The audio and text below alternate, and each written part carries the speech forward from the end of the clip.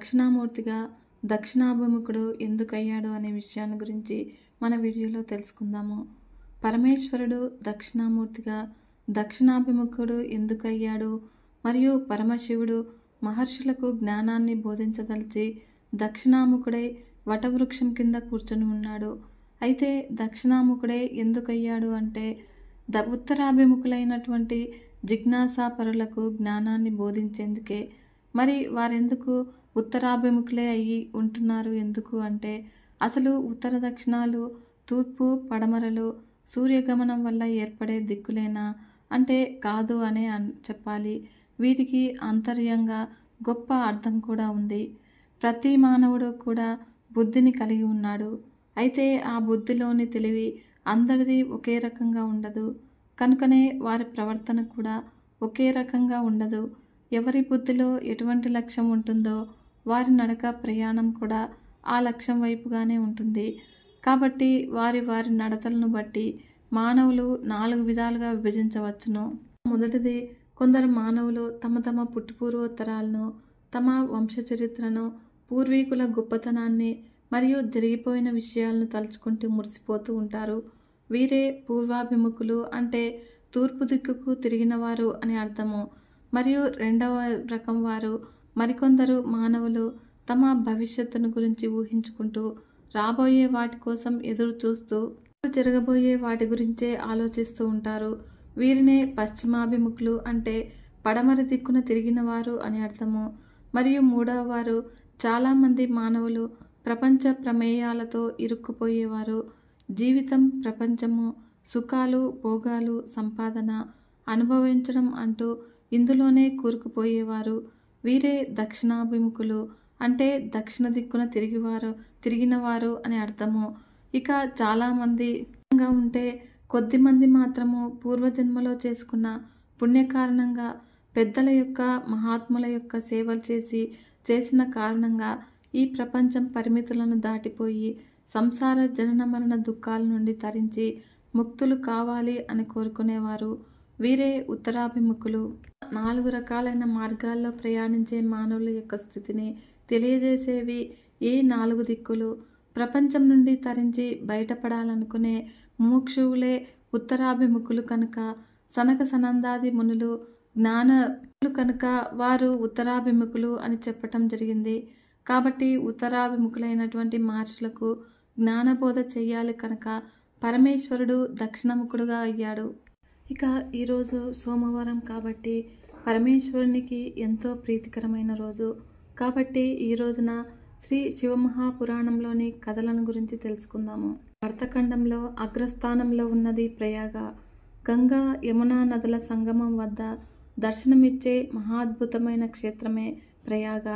చాలా కాలం పూర్వము మహర్షులందరూ కూడా కలిసి ప్రయాగ క్షేత్రం వద్ద గల సంగమ ప్రదేశంలో మహాసత్రయాగాన్ని నిర్మించడానికి పూనుకున్నారు.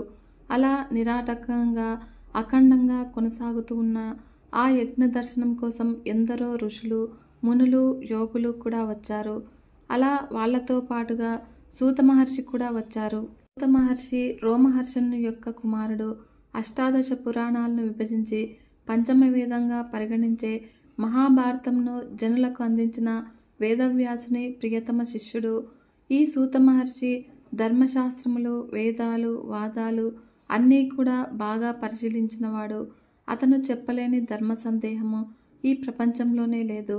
అడిగిందే తడువుగా తన జ్ఞానసాగరంలోని కథా కథనాలను ప్రక్రియ రూపంలో వినిపించడము మరియు విన్నవారిని ధన్యులు చేయడము, తాను చరితార్థుడు అయ్యానని తృప్తితో బతకడమే ఆయన జీవితము. సూత మహర్షి ప్రయాగ రావడంతో ఋషులందరూ కూడా ఆయనకి అర్ఘ్యపాద్యాదులనిచ్చి ఉచితాసనం మీద కూర్చున్న పిమ్మట అతనితో, ఋషులు మీరు ఇంతకు మునుపు ఎన్నో కథలు చెప్పి ఉన్నారు. కానీ మేము వాటితో సంతృప్తి చెందలేదు. ఇంకా నీ అమృతతుల్యమైనటువంటి మాటలతో మా కొరకు ఏదైనా ఒక మహత్తర పురాణం వినిపించమని కోరారు. పైగా ఇప్పటికీ మన సంగమం కూడా వృధా పోకుండేందుకు కూడా దోహదపడుతుంది అని అన్నారు. అయితే అందుకు సూత మహర్షి, సాధారణ గాథ ఎందుకు? జన్మజన్మల పాపాలు హరింపచేసేది. తెలుసుకున్నంత మాత్రాన అజ్ఞానం కుదుళ్లతో సహా పెకిలించబడగలిగేది అయినటువంటి శివమహాపురాణం చెబుతాను వినండి అన్నాడు. అయితే సాక్షాత్తు శివుడే 12 సంహితలు చెప్పిన ఈ శివమహాపురాణం యావత్తు బ్రహ్మకు అనుగ్రహించబడింది. ఆయన దానిని తన మానసపుత్రుడైనటువంటి నారద మహర్షికి ప్రసాదించారు. అలా నారదులు సనత్ కుమారులకి, వారు మా గురువు అయినటువంటి వ్యాసుల వారికి అందించారు. వ్యాస భగవానులు దీనిలో ఉన్న 1,00,000 శ్లోకాలను 24,000 శ్లోకాలకు కుదింపచేసి 12 సంహితలను కూడా 7 సంహితలుగా అనగా విద్యేశ్వర, రుద్ర, శతరుద్ర, కోటి రుద్ర, ఉమా, కైలాస, వాయవీయ సంహితలుగా తీర్చిదిద్దారు. అలా మలిచిన శివమహాపురాణాన్ని ఆయన కుమారులైనటువంటి శుకయోగీంద్రులకు నాకు కలిపి బోధించారు. ఈ విధంగా మా గురువుగారి ముఖత నేర్చుకున్నటువంటి శివమహాపురాణాన్ని యథాశక్తి మీకు వినిపిస్తాను, ఆలకించండి అని అన్నారు. ఒక కథ చెప్పడం ప్రారంభించాడు. పూర్వము కిరాతక నగరంలో దేవరాజు అనే బ్రాహ్మణుడు ఉండేవాడు. పేరుకి బ్రాహ్మణుడే కానీ అతనిలో ఆ లక్షణాలు ఏవీ ఉండేవి కాదు. సంధ్యావందనము, పూజ, ఉపచారాలు ఏవీ కూడా అతనిలో కనబడేవి కావు. అతను వైశ్యవృత్తి యందు ఆసక్తి కనబరుస్తూ తనని నమ్మి వచ్చిన వాళ్ళని దగా చేయడము మరియు కులకలహాలు పెట్టడము ధనార్జన ప్రధాన వృత్తిగా ఉండేవాడు. డబ్బే దైవంగా భావించే దేవరాజు ఒకరోజు స్నానానికి జలాశయం దగ్గరికి వెళ్ళాడు. అక్కడ శోభవతి అనే వేశ్యను చూసి మోహించి ఆమె మాయలో పడిపోయాడు. అయితే ధనవంతులు కనబడితే అలాంటి వారు వదలరు కదా. ఆమె కూడా అతన్ని బాగా ఆకట్టుకుంది. అలా ఇద్దరూ కూడా స్వేచ్ఛగా కామవిహారం సాగించారు. ఎలా వచ్చింది అలానే పోవాలి అన్నట్లు ఉన్నదంతా కూడా ఆ వేశ్యకు ఖర్చు పెట్టసాగాడు. సౌందర్యవతి, శీలవతి, గుణవతి అయినటువంటి భార్య తల్లిదండ్రులు ఎంత వారించినా కూడా వినలేదు. ఒకరోజు చూసి వాళ్ళందరినీ కూడా హత్య చేసి ధనం కూడబెట్టుకుని ఆ వేశ్య ఇంటికి వెళ్ళి అక్కడే ఉండసాగాడు. అతని దగ్గర ధనం అయిపోయిన పిమ్మట ఆ సోకులాడి అతన్ని తరిమేసింది. అప్పుడు వయసు కూడా మీద పైపడిపోయింది. జ్వరంతో బాధపడుతూ ప్రతిష్టానాపురం చేరాడు. అక్కడ ఒక శివాలయము శివాలయంలోనే ఉండసాగాడు. ఆ శివాలయంలో శివమహాపురాణం పఠనం జరుగుతుంది. అప్పుడు జ్వరంతో ఉన్న దేవరాజు ఆ శివపురాణ పఠనం వింటూ ఉండేవాడు. ఆ శివపురాణము అతని ఆయుర్దాయం 2 ఒకరోజు కూడా పూర్తయ్యాయి. అతన్ని తీసుకువెళ్ళడానికి యమదూతలు అక్కడికి వచ్చి అతన్ని తీసుకువెళ్ళడానికి ప్రయత్నిస్తూ ఉండగా శివదూతలు అక్కడికి వచ్చారు. యమకింకర్లు అతని పాపాలను గుక్క తిప్పుకోకుండా చెప్పి అతనికి ఈశ్వర సన్నిధానం ఎలాగా అని ప్రశ్నించారు. అయితే అందుకు శివదూతలు ఎంత పాపం చేసినా కూడా చివరి క్షణాల్లో శివపురాణము కల్మషరహితంగా విన్నాడు. అది శివ సన్నిధానము ప్రసాదిస్తుంది అని తీసుకువెళ్ళిపోయారు. జరిగిన విషయం అంతా కూడా యమకింకర్లు ధర్మరాజుకి చెప్పారు. అందుకు యమధర్మరాజు వాళ్ళకి శివపురాణ మహత్యం వినిపించారు. శివపురాణము చదివినా, విన్నా, తెలుసుకున్నా అటువంటి వారి జోలికి వెళ్ళవద్దు అని దూతలను శాసించాడు. శివపురాణం విన్నా గాని అటువంటి మహత్తు కలుగుతుందని సూత మహర్షి వివరించసాగాడు. శివమహాపురాణంలోని చెంచులోపాఖ్యానం సూత మహర్షి ఇలా వివరించడం ప్రారంభించాడు. పూర్వము బాల్కలం అనే ఊరు ఉండేది. ఊరిలో బిందుకుడు అనే బ్రాహ్మణుడు ఉండేవాడు. వాడు పరమనీచుడు. వాడిని కాదు గాని ఆ ఊరే అంతా, అందరూ కూడా పాపాత్ములే. అందులో ముందు ఉండేవాడు ఈ బిందుకుడు. ఒకరోజు అతను ఒక వేశ్యను చూసి దాన్ని ఆకట్టుకుని దానితో ఉండడం మొదలుపెట్టాడు. అప్పుడు ఇంటిలో ఉన్నటువంటి భార్య మొహం కూడా చూడటం కూడా మానేశాడు. తన భార్య అయినటువంటి చెంచుల ఎంతగానో బాధపడింది. ఆ విధంగా కొన్నాళ్ళు భర్త కోసం ఎదురు చూసి తన వయసు యొక్క తొందరను అణుచుకోలేక తాను కూడా పరపురుషుని సాంగత్యంలో పడిపోయింది. ఇది తెలుసుకున్నటువంటి భర్త ఇంటికి వచ్చి భార్యను కొట్టాడు. అప్పుడు చెంచుల ఏడుస్తూనే తన బాధను చెప్పింది. నువ్వు సిగ్గుపెడతావు అని నిన్ను కట్టుకున్నాను. ఏ రోగమో వస్తే కర్మ అనుకునేదాన్ని. కానీ నువ్వు ఇలా వ్యభిచారణతో ఉంటే నా పరిస్థితి ఏంటి? నువ్వు సరిగా ఉంటే నేను ఇలా ఎందుకు చేస్తాను అని అడిగింది. అప్పుడు దానికి బిందుకుడు విశాల హృదయంతో ఆమెను అర్థం చేసుకుని ఇలా అన్నాడు, నేను వ్యభిచరించకుండా ఉండలేను. కాబట్టి నీవు కూడా పరపురుషుని సాంగత్యము ఉండలేవు. కాబట్టి నీవు కూడా జాగరణిగానే తిరుగు. వారి వద్ద డబ్బు గుంజి నాకు ఇస్తే నేను వ్యభిచారం చేసుకుంటాను అని, ఇంకా మనకి గొడవలు ఉండవని అన్నాడు. అయితే దానికి ఆమె కూడా ఒప్పుకుంది. కొంతకాలానికి బిందుగుడు మరణించాడు. చెంచుల విధవరాలైంది. అప్పటికి జారత్వం మానలేకపోయింది. కాలవశాన గోకర్ణ క్షేత్రం చేరి అక్కడ శివాలయంలో పురాణ శ్రవణం విన్నది. పాపాలు ఎలా హింసించబడతారో వింది. అప్పుడు భయంతో ప్రవచనానంతరము పౌరాణికుణ్ణి కలిసి తన గురించి చెప్పి పాప పరిహారం అడిగింది. అయితే దానికి ఆయన శివపురాణ శ్రవణం చేయమన్నారు. ఆమె అలాగే ఆచరించింది. ఫలితంగా దేహాంతము కైలాసం చేసి పార్వతి ఇష్టసకుల్లో ఒకటిగా అయింది. ఒకరోజు చెంచుల అమ్మవారిని స్తోత్రం చేసింది. తన గురించి చెప్పి తన భర్త విషయమై అడిగింది. అప్పుడు అమ్మవారు ఆలోచించి, అమ్మాయి, నీ భర్త నరలోకంలో అనుభవించవలసినవి అనుభవించి వింధ్యా పర్వతం పైన పిశాచమై తిరుగుతున్నాడు అని అంది. దానికి ఆమె బాధపడుతూ తన భర్తకు ఉత్తమగతులు అనుగ్రహించమని కోరింది. అయితే అందుకు అమ్మవారు చిరుమందహాసం చేసి గర్వుడైనటువంటి తుంగురుడను రప్పించి చెంచులతో పాటు వింధ్యాద్రికి వెళ్ళవలసిందిగా ఆజ్ఞాపించింది. అక్కడ బిందుగ నామక పిశాచం ఉంది. అతనికి శివమహాపురాణం వినిపించి శుద్ధుణ్ణి చేసి కైలాసానికి తీసుకురా అని చెప్పి శివదూతలను తోడిచ్చి పంపించింది. వాళ్ళు వింధ్యాద్రి చేరారు. అక్కడ పిచ్చిగంతులు వేస్తూ వెర్రిమొర్రి చేష్టలు చేస్తూ బిందుగ పిశాచిని చూశారు. అంతటా తుంబురుడు ఆ పిశాచాన్ని శివపురాణం వినమన్నాడు. అయితే దానికి అతను విననుగాక వినను అని అన్నాడు. కాదని కూడా వచ్చిన చెంచుల శివదూతల సహాయంతో కాళ్ళు చేతులు కట్టిపడేశారు. అలా కదలలేకున్న బిందుగ పిశాచం ముందు తుంబురుడు శివమహాపురాణాన్ని అది మనోహరంగా గానం చేయసాగాడు. అలా ఆ గానానికి ముగ్ధులైన చరులంతా కూడా వింధ్య పర్వతం మీదికి వచ్చారు. ఆ విధంగా శివమహాపురాణం అయిపోయేసరికి బిందుగుడికి రాక్షస రూపం పోయింది. దివ్య రూపం ధరించి అందరితోడా కలిసి కైలాసం వెళ్ళి శివపార్వతులకు సేవలు చేస్తూ ఆనందంగా ఉన్నారు. కనుక అంతటి మహత్తరమైనటువంటి పురాణం అది. మనం ఎవరినైనా కూడా బాగు చేయాలి అనుకుంటే అయినా సరే శివమహాపురాణం వినిపించాలి. వింటే చాలు, శుద్ధులు అవుతారు. స్కాంద పురాణాంతర్గత శివపురాణ మహత్యం వినిపించి ఇంకా అంబికాపతి పురాణం ప్రవచనాన్ని ఆరంభిస్తూ ఉన్నాను అని సూత మహర్షి మునులకు ఇంకొక కథ చెప్పడం ప్రారంభించాడు.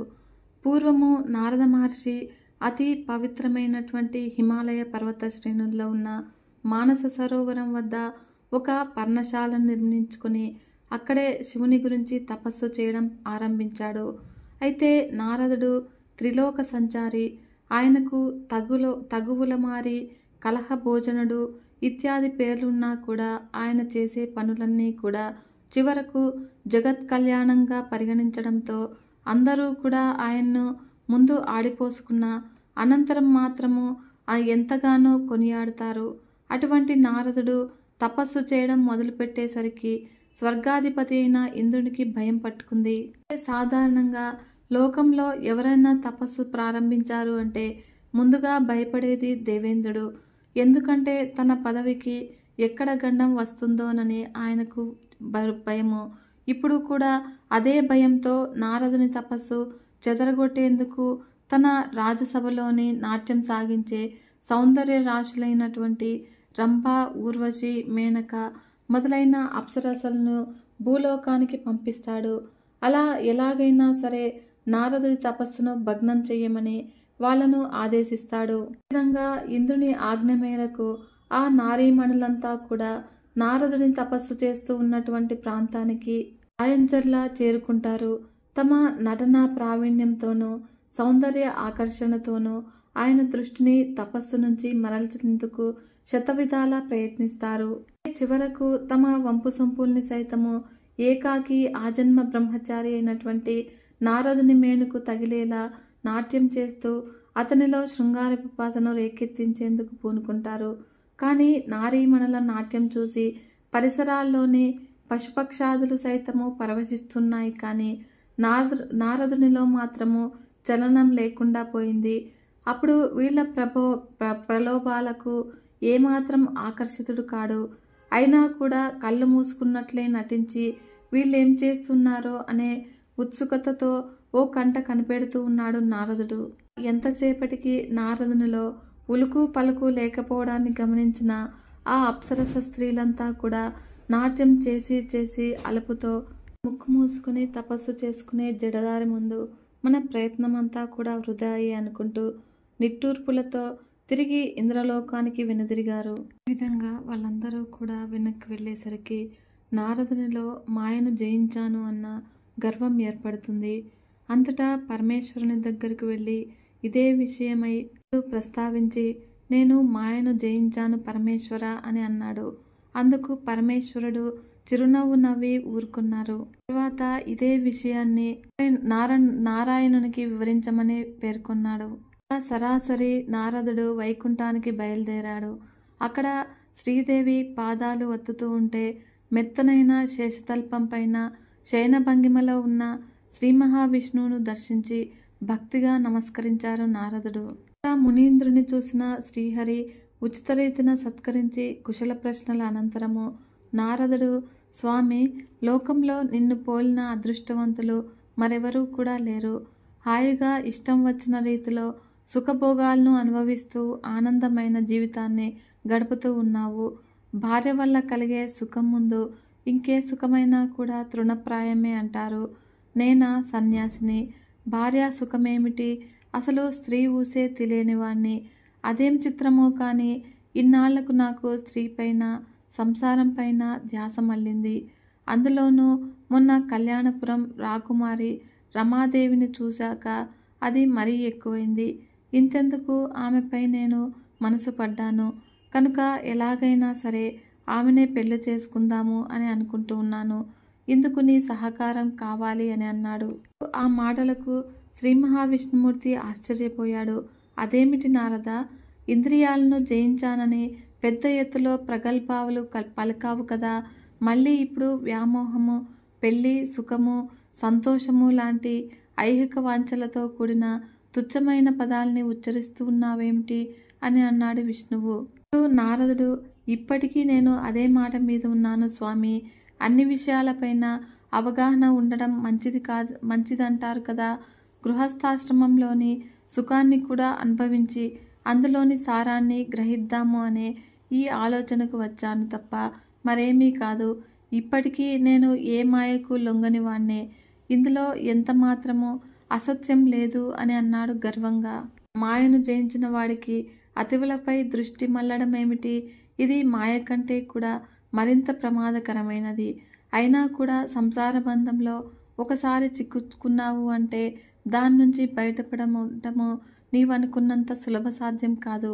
మరొక్కసారి ఆలోచించుకో అని అన్నాడు నారాయణుడు. వేల మంది భార్యలతో స్వర్గసుఖాలు అనుభవించే నీవు సంసారం గురించి ఇలా మాట్లాడడం ఆశ్చర్యంగా ఉంది.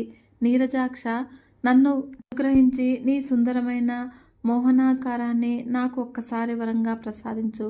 ఎందుకంటే ఆ రమాదేవి కూడా నీపైనే ఇష్టం పెంచుకుని ఉంది. నీ రూపంతో కనుక నేను అక్కడికి వెళ్తే ఆమె తప్పకుండా నన్ను వరిస్తుంది. ఇక్కడ నీవు భ్రమిస్తూ ఉన్నట్లు నేను ఏ మాయకు చిక్కుకోలేదు. శివ, విష్ణుమాయలు నన్ను ఏమీ చేయలేవు. కాబట్టి నాపై దయతలిచి నాకీ సహాయం చెయ్యి. ఇంతవరకు నిన్ను నేనేమీ అడగలేదు కనుక ఈ ఒక్క కోరిక మన్నించి కోరిక తీర్చు అంటూ చేతులు జోడించి ప్రార్థించాడు నారదుడు. విష్ణుమూర్తి అన్నాడు, నీ కోరిక మన్నించడము పెద్ద కష్టమైన పనేమీ కాదు. మరోసారి ఆలోచించు. తర్వాత ఎంత బాధపడినా కూడా ప్రయోజనం శూన్యము అని విష్ణుమూర్తి ప్రశాంతంగా అన్నాడు. నీ అనుగ్రహం ఉంటే దేన్నైనా కూడా సాధించగలను. ఈ కోరికను కాదనకుండా తీర్చు. ఆపై అంతా మంచే జరుగుతుంది. ఇందులో అనుమానించాల్సిన పని లేదు అన్నాడు నిశ్చయంగా నారదుడు. అంతటా తదాస్తు అన్నాడు నారాయణుడు. వైకుంఠం నుంచి భూలోకం వచ్చిన నారదునికి లోపల మాత్రం గర్వం పోలేదు. తన మాటను అంగీకరించి ఎంతగానో ప్రశంసిస్తారు అని భావించిన త్రిమూర్తులు ముగ్గురు ఒక రకంగా హెచ్చరికలు లాంటివే చేసి పంపించారు. అది నారదునికి రుచించలేదు. అహంకారణంగా నారదుడు ఆ విషయాన్ని సవ్యమైన రీతిలో జీర్ణించుకోలేదు. దాంతో చాలా అసహనం కలిగింది. ఎంత ముక్కు మూసుకునే అడవుల్లో తపస్సు చేసుకునే మహర్షినైనా కూడా అహం అనేది ఆవహిస్తే ఇలానే ఉంటుంది అని నారదుని పరిస్థితి మరోసారి నిరూపించింది. విచక్షణ జయాపజయాలతో పనిలేని కాలము దాని పందాలో అది గిరగిరా సాగిపోతూ ఉంది. భూలోకంలో కళ్యాణపురం అనే ఒక పట్టణం ఉంది. సస్యశ్యామలమై దేనికి కొరత లేకుండా ఉన్న ఆ పట్టణంలోని ప్రజలంతా కూడా సుఖ సంతోషాలతో ఉన్నారు. ఆ పట్టణ రాజుకు అతిలోక సౌందర్య రాశి అయినటువంటి ఒక కూతురు ఉంది. ఆమె పేరు రమాదేవి. సృష్టిలోని అందాన్నంతా కూడా రాసిపోసి బ్రహ్మ పూల కుప్పను సృష్టించాడేమో అని అనిపించేలా ఉంటుందామె. దానికి తగ్గట్టుగా ఆమె యవ్వనంలోనికి ప్రవేశించింది. పున్నమి చంద్రుని లాంటి ముఖార విందంతో నిండైన ఉంపు సొంపులతో ఆమె మగవారినే కాదు స్త్రీలను కూడా చూడగానే ఆకర్షిస్తుంది. ఒకసారి ఆమెను చూసిన వారెవరైనా కూడా మరోసారి చూడకుండా ఉండలేనంత గొప్ప అందం ఆమెది.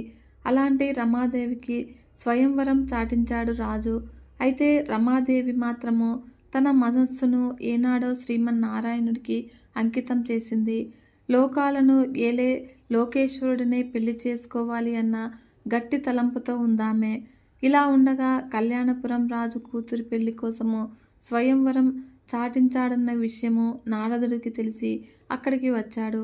నారద మునీంద్రుని చూసిన రాజు సింహాసనం దిగి వచ్చి ఎదురు వెళ్ళి అర్ఘ్యపాద్యాదులతో గౌరవించి ఉచితాసనంపై కూర్చుండబెట్టి సకల మర్యాదలు చేశాడు. అలా యవ్వనవతి అయిన పెళ్లికి సిద్ధం కాబోతూ ఉన్నటువంటి తన కూతురుని పిలిచి ఆశీర్వదించమని నారదుని అర్థించాడు రాజు. అలా ఆమె కదిలి వస్తూ ఉంటే శతకోటి మయూరాలు తరలి వస్తున్నాయా అని అనిపించింది. ఆ విధంగా ఆమె ప్రతి కదలికలోనూ ఏదో తెలియని ఆకర్షణ ఉంది. ఇంద్రియాలను నిగ్రహించుకోవడంలో వాడు లేదని విర్రవీగుతూ ఉన్నటువంటి నారదుని మనస్సు ఒక్క నిమిషం ఈమెను చూడగానే చలించిపోయింది. సంయమేంద్రునిగా పేరు పొందిన నారదుడు ఈ లావణ్యవతిని చూడగానే తబ్బిబ్బైపోయాడు. రెప్ప వాల్చకుండా ఆమె అందాన్ని జుర్రేస్తూ ఉన్న నారదుణ్ణి వింతగానో భయంగానో చూసిందామె.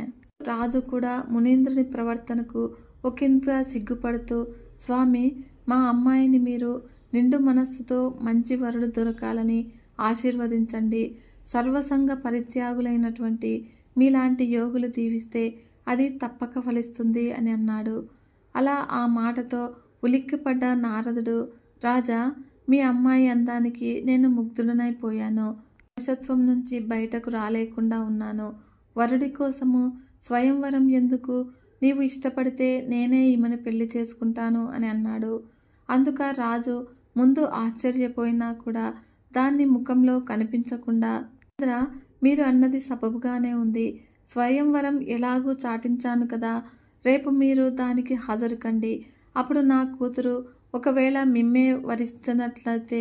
ఇక్కడ ఒక విషయం ఉంది. నా కూతురు రమాదేవి శ్రీహరిని బాగా ఇష్టపడుతుంది. ఎలాగైనా సరే ఆయన్నే పెళ్లి చేసుకోవాలని భావిస్తూ ఉంది. మరి తన అదృష్టం ఎలా ఉందో ఈ స్వయంవరం తేల్చేస్తుంది. కనుక అక్కడికి రండి అని వినయంగా సెలవు తీసుకున్నాడు రాజు. తర్వాత నారదుడు వైకుంఠానికి వెళ్ళి శ్రీ మహావిష్ణుమూర్తిని తన రూపాన్ని నారదుడికి ఇవ్వమని కోరుకున్నాడు. అంతటా తథాస్తు అన్నాడు నారాయణుడు. ఆ తర్వాత సభామండపంలో ఉన్నటువంటి వారి వీణులకు లయబద్ధమైన సవ్వడి వినిపించింది. అది రాకుమారి నడుస్తూ ఉన్నటువంటి కాలి అందేల నుండి వచ్చిన సవ్వడు, లేదా ఆమె వస్తున్నదన్న ఆనంద పారవశ్యంతో స్వయంవరానికి వచ్చిన వారి గుండెలు మరింత వేగంగా కొట్టుకోగా వచ్చిన ధ్వనో వాళ్లకు అర్థం కాలేదు. ఇక నారదునికైతే తండ్రి ఆనతి మేరకు రమాదేవి తన వైపు కదలి రావడం ఒక్కటే కనిపించింది. అతని మనస్సంతా కూడా ఊహా ప్రపంచంలో తేలియాడిపోతూ ఉంది. ఆమె అడుగులో అడుగు వేసుకుంటూ సరాసరి నారదుని దగ్గరికే వస్తుంది. రావడమేమిటి, ఆమె చేతిలోని వరమాలను ఏమాత్రము ఆలోచించకుండా మెడలో వేసేయడమేమిటి, అంతా క్షణంలో జరిగిపోయింది. అప్పుడు పట్టలేని ఆనందంతో ఆమె మృదువైన కరకంని తన చేతిలోకి తీసుకుని వెంట తీసుకుపోయేందుకు ప్రయత్నించాడు నారదుడు. ఇంతలో వదులు వదులు అన్న పెనుగులాటతో నారదుడు బాహ్య స్మృతిలోకి వచ్చాడు. అప్పటికే రాజులందరితో పాటు వారి మధ్యలో కోటి సూర్యప్రభానుడైనటువంటి వెలుగొందుతూ ఉన్న శ్రీ మహావిష్ణువును రమాదేవి చూడడము, పులకించిన మదితో తన హృదయనాథుడైనటువంటి శ్రీహరి గలసీమలో పుష్పమాలను అలంకరించడము జరిగిపోయింది. వెంటనే విష్ణువు తన వాహనమైన గరుడునిపైన ఈమెను ఎక్కించుకొని వైకుంఠానికి తరలిపోవడం కూడా జరిగిపోయింది. ఇప్పుడు నారదుడు తన పక్కనున్న రాకుమారుని చేయి పట్టుకుని తీసుకుపోయేందుకు ప్రయత్నించగా వదలమని కేకలు వేసింది అతనే. ఈ దృశ్యం చూసి అక్కడ ఉన్నవారంతా కూడా పకపక నవ్వసాగారు. ఆ నవ్వుతో నారదుడు తాను చేసినదేమిటో గ్రహించి సిగ్గుపడి తలవంచుకున్నాడు. అయినప్పటికీ రాజులు నవ్వు ఆపుకోవడంతో ఎందుకు నవ్వుతున్నారు అంటూ కోపంగా ప్రశ్నించాడు. ఈ శరీరాకృతి చూసేందుకు శ్రీహరిలా కనిపిస్తూ ఉన్నప్పటికీ ముఖం మాత్రము ఎలుగుబంటును కోతిని పోలి ఉంది. ఇక నిన్ను చూసి నవ్వక ఏం చేయమంటావు అని ఎదురు ప్రశ్నించారు. తనకు జరిగిన ఘోరమైన ఈ అవమానానికి ఏం చెయ్యాలో తెలియక తోక తొక్కిన లాగా కూర్చున్న చోటు నుంచి సర్రునలోచి అక్కడి నుంచి కోపంతో వైకుంఠానికి బయలుదేరి వెళ్ళాడు నారదుడు. వైకుంఠంలో రమాదేవితో ఉన్న విష్ణువును చూడగానే నారదుడి కోపము నశాలానికి అంటింది. ఇక వేరే ఏమీ ఆలోచించకుండా ఉక్రోషము ఉద్వేగంతో ఊగిపోతూ ఆ స్వరంతో ఇలా చెప్పడం ప్రారంభించాడు. తనను వంచిన విష్ణుమూర్తిని ఉద్దేశించి నాకింత ద్రోహం చేస్తావా? దేవుడవని నమ్మి వరం అడిగితే ఇంత మోసం చేస్తావా? నాలాంటి మహర్షిని మోసగించిన నీవు ఇంతకింత ఫలితం అనుభవించువుగాక అను.